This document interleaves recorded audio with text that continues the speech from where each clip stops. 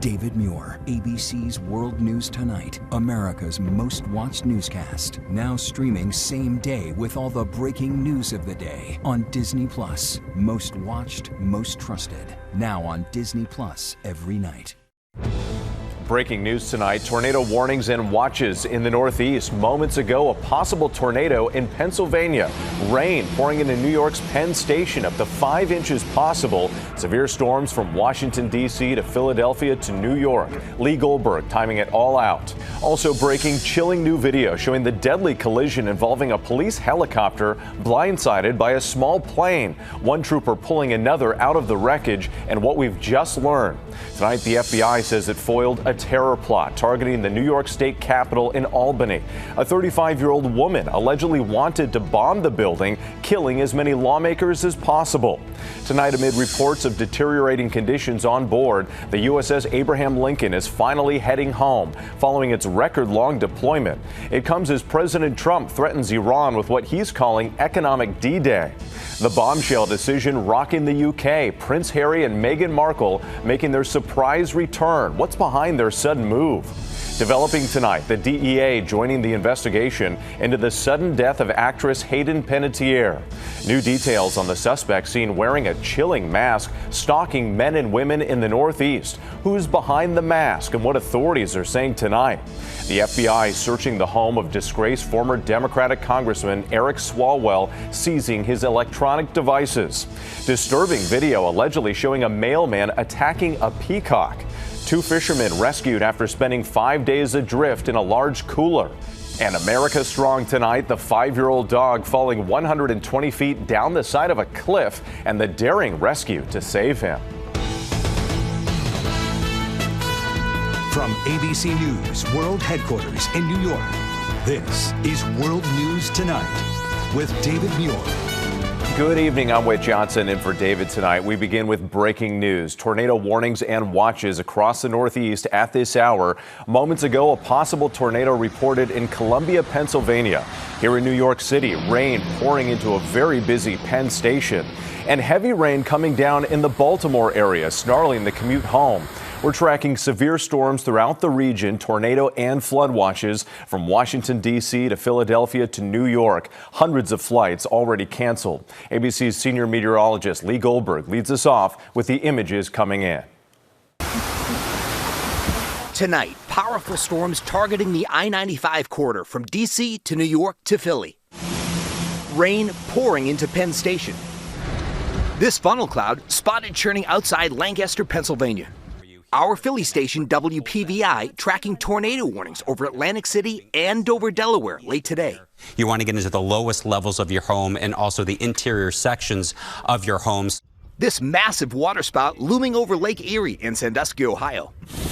Overnight, powerful heat fueled microbursts in the Florida Panhandle. And in Alabama, this sunroom destroyed by a burst of rain and wind. The storms targeting the I-95 corridor after pummeling the Midwest yet again. Our Alex Perez in Gary, Indiana, where families have been without electricity or running water for nearly 10 days. There are still downed trees and power lines across Gary and northwest Indiana. The utility company doesn't anticipate being able to fully restore power until Tuesday, a full 2 weeks since the storms hit. Power crews trying to repair months' worth of damage in just weeks. So let's get right to Lee Goldberg to time this all out. Lee, these dangerous storms are moving in right now.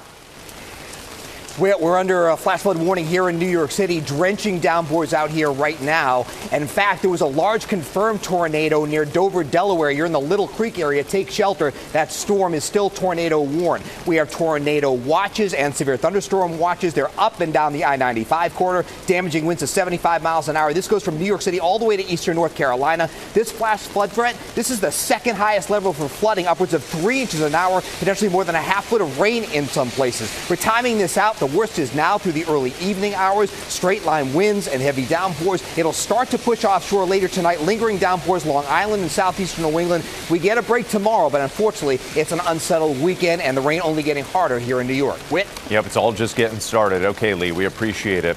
Also breaking tonight, chilling new video showing the deadly midair crash involving a state police helicopter and a small plane near Harrisburg, Pennsylvania. The helicopter seen hovering just 10 feet above the ground. The plane appears appearing to slam into it from behind. The plane's pilot killed a trooper and colonel inside the helicopter, both injured. Here's ABC's Aaron Katersky. Tonight's startling new video shows the moment a small plane crashed midair with a Pennsylvania State Police helicopter, killing the plane's pilot and injuring 2 state troopers. The plane suddenly veering right off the runway during landing, blindsiding the helicopter as it hovered just feet off the ground. The pilots would not have been able to even see that airplane approaching them. That plane shearing off the helicopter's rotor blades and tail before breaking apart. It was a very violent crash. That plane was cut into a lot of pieces. One trooper managed to pull his bloodied colleague out of the wreckage. The collision Wednesday happened during a state police training exercise at the Carlisle Airport near Harrisburg. The Cessna came in straight and level, suddenly increased its pitch, severe nose up, did a left turn, leveled off again, and then flew into the back of the helicopter. Tonight, authorities identifying the plane's pilot as Paul Sokolowski, a respected emergency room doctor who became a flight instructor in February. Incredibly, the 2 state troopers aboard the helicopter walked away with relatively minor injuries. Witnesses said the plane pilot was conducting some maintenance on the aircraft before the fatal flight, and investigators tonight, are working to determine whether that had anything to do with the crash. Truly incredible video. Okay, Aaron, thank you. We move on now to the FBI saying it's foiled an alarming terror plot targeting the New York State Capitol building in Albany. A 35-year-old woman allegedly pledging allegiance to ISIS. Authorities say she was seen buying bomb-making materials from a hardware store. Here's ABC's Chief Justice correspondent, Pierre Thomas. The FBI says the woman in this photograph was conducting surveillance on the state capitol in Albany, New York, as part of a plan to bomb the building and kill as many state senators as she could. The allegations in this complaint are deeply disturbing. Jessica Bowie is charged with providing material support to ISIS, allegedly seen here at Home Depot buying items for a bomb, including a large bin of nails, electrical tape, and batteries. And the FBI claims she conducted surveillance on the Capitol at least 5 times, allegedly seen here with her cell phone. They say this is the DoorDash bag she allegedly told informants she planned to use to smuggle a bomb inside the Capitol. FBI officials say they became aware of Bowie after she was active on social media, allegedly posting increasingly radical comments. They say on May 28th, Bowie allegedly swore allegiance to the leader of ISIS, becoming a member. Then the FBI set up a sting where at least 3 undercover informants posing as Islamic radicals say they made contact with Bowie. She allegedly discussed executing the plot, including what would happen if she encountered police. She requested a gun she intended to use on any law enforcement officer who tried to stop her. When Bowie was arrested yesterday, authorities claimed that she had that gun and a bomb she did not know was fake. All right, Pierre Thomas for us tonight. Next year, President Trump escalating the pressure on Iran, threatening what he calls economic D-Day and vowing economic warfare on an unprecedented scale. The warning coming as the USS Abraham Lincoln heads home from its record deployment. Here's ABC's Rachel Scott. Tonight, after 272 days at sea, the 5,000 sailors and Marines on the USS Lincoln are finally heading home. As the war dragged on, conditions on board deteriorating. Sailors' family members telling the Military Times at least 2 sailors tried to jump overboard. President Trump has dismissed concerns. Has the deployment gone on too long? No. Not nearly long enough. The war now about to enter month 7. The president threatening economic D-Day, demanding that allies cut off business with Iran. This is going to be the greatest coordinated economic isolation in the history of the world. And we are going to them and saying you are either with us or against us. Trump warning any country that allows its financial institutions, businesses, airports, or government entities to provide any type of lifeline to Iran will itself face tremendous economic consequences. No word yet on how any of this would work, or whether the president is ready to punish Iran's top trading partner, China. Tonight, Vice President J.D. Vance saying the war with Iran is now in a new phase. This is a delicate dance because we apply economic pressure to them. They're going to try to apply economic pressure to us. And amid all this uncertainty, oil prices are rising. Gas now averaging about $4.10 a gallon. And over on Wall Street, the markets are reeling. The Dow plunging more than 700 points. Whit. Rachel Scott at the White House, thank you. Tonight, sources telling ABC News the FBI has searched the home of former Democratic Congressman Eric Swallwell, agents seizing his electronic devices. ABC's Perry Russum joins us now. So, Perry, what more are you learning on this? Yeah, with sources tell ABC News, former Congressman Eric Swallwell was served a warrant by federal agents Saturday night at San Francisco International Airport. They seized his laptop and his iPhone. The next day, agents searched his home in Washington, D.C. The California Democrat, once a rising star, resigned in disgrace amid accusations of sexual misconduct. Sources tell ABC News the criminal investigation centers around allegations of sexual assault. Swalwell has denied ever assaulting anybody. All right, Perry Russell with those new details. Thank you. We move on now to the bombshell decision rocking the UK. Prince Harry and Meghan Markle revealing their surprise return to Britain, but with no plans to resume their royal duties. And tonight there is no shortage of reaction to their decision. ABC's chief international correspondent James Longman in London tonight. Shockwaves through Britain tonight at Harry and Meghan's return to the UK after moving to California 6 years ago for what the world assumed would be for good. They're coming back. There's just been complete shock to this news because it feels like a complete U-turn on everything that Harry and Meghan have said since they left 6 years ago. It was just a year ago that Harry said this. I can't see a world in which I would be bringing my wife and children back to the UK at this point. 2 years after the wedding, their fairy tale turned into a nightmare. The British press hounding the couple. The family fled to California, sitting down for that bombshell interview with Oprah. Meghan opened up about having had suicidal thoughts, and the couple alleged racism inside the palace walls. The royal family pushed back. Can you just let me know, is the royal family a racist family, sir? No, we're very much not a racist family. Harry's book, Spare, also opened up sensitive wounds, speaking to our Michael Strahan in 2023. But I genuinely believe that if me and my family can reconcile, can put our differences behind us, but first there needs to be conversation and accountability. But now they will return, and soon, in time for 7-year-old Archie and 5-year-old Lilibet to enrol in school, although they will not be working royals. Local reports say they'll keep their homes in Montecito and Portugal, but will find a private home outside of London. I think he's lonely. I think he's missing his family. They've built a lovely life together, and sadly I think that no matter where they live they're going to get vilified, so they just ought to go wherever makes them happiest.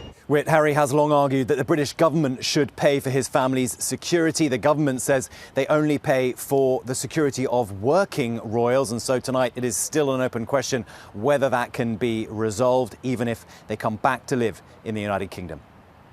All right, James Longman, thank you for that.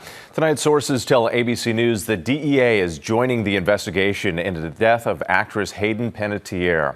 A police report shows investigators have not determined if drugs or alcohol played a role in her death. Authorities say her long-term boyfriend, Brian Hickerson, and his brother showed officers a bag containing her medication. Hickerson's attorney releasing a statement saying Hayden's death remains under investigation and it is important to allow that investigation to proceed. Now to the new developments in the urgent manhunt for a mass suspect terrorizing people in Philadelphia. Authorities say they have now identified a 22-year-old man accused of chasing men and women while wearing a chilling mask and asking, "Are you ready to die?" He remains on the loose. Here's ABC's Rhiannon Alley. Tonight, authorities in Philadelphia are asking the public to help them find the masked man terrorizing people across the city, now identifying him as 22-year-old Zymir Hughes. If Zymir Hughes was trying to scare people, make them run, who's scared now? Who's running now? Police today releasing new video of their alleged suspect in that disturbing doll face mask. They say he harassed 15 to 16 people on city streets before allegedly chasing this female jogger. You think it's funny to scare people? Well, get ready to get scared by us, because we got the handcuffs, we got the jail cell. Officials say Hughes travels for work and could be on the West Coast. Police believe Hughes filmed these encounters for social media content. He is now facing harassment and assault charges. Rhiannon Alley for us tonight. A show of support today at the Lindsay Clancy murder trial. The mother accused of strangling her 3 young children in Duxbury, Massachusetts. Hundreds of women wearing pink rallying outside Plymouth Superior Court. They say the case is shining a spotlight on maternal mental health. The defense arguing Clancy was suffering from a postpartum psychosis at the time of the killings. When we come back, the disturbing images from a Pasadena neighborhood. Surveillance video showing a mailman appearing to attack a wild peacock.